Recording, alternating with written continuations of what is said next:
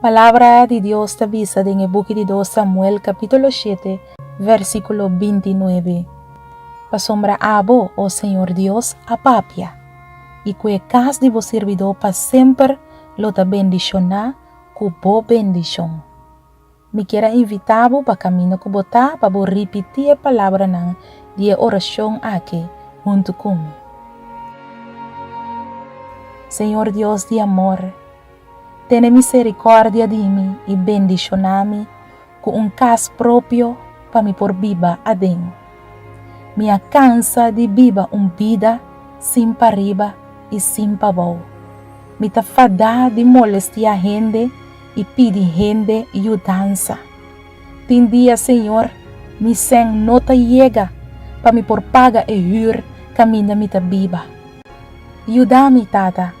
Provee un dak riba mi cabeça, para mi por dormir na paz a noite. Boa palavra avisame awe, para sombra abo o Senhor Deus a papia. E que cas de vos servidor para sempre, lo ta bendicionar com boa bendição. Tata, mi saco turlo que cubo tinta de mim, e mi sa seguro que já acaba, bota preparando um cas de bendição para mim.